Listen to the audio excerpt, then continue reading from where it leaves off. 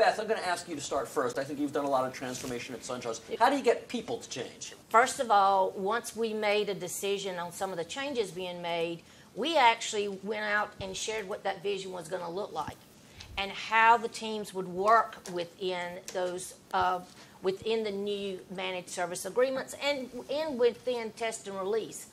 I'll never forget when we actually did this, we had about a 200-person standing room only that actually came to understand what we were doing, plus those on the phone.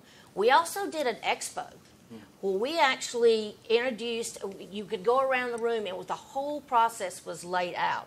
So you actually had hands-on, you could actually see what was happening, you could see the innovation around some of the automation that we were doing, the introduction of service virtualization. So it was sharing that vision.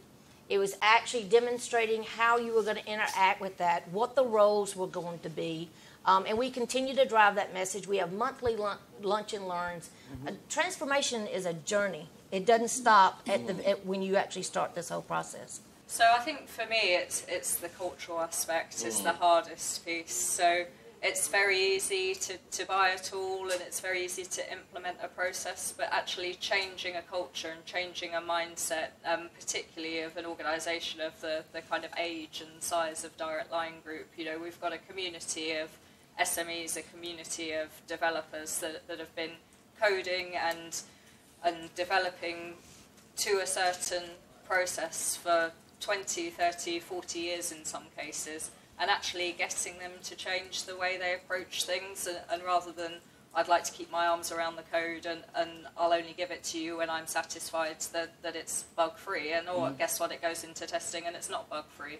It's actually opening up that relationship and that engagement with the test team that you know, we're crying out for that level of collaboration, and to change a mindset that's been built over 20 to 40 years is very, very difficult. Always there is the business case, because we're a financial company, we always should make a business case.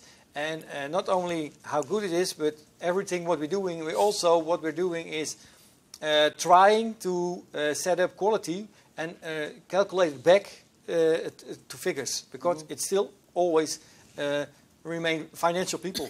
And if you can make it, show them in nice graphs and figures, that helps me to convince them, okay, you're doing the right way. What do you think from a technological point of view organizations can do in terms of allowing developers to use their tools of choice?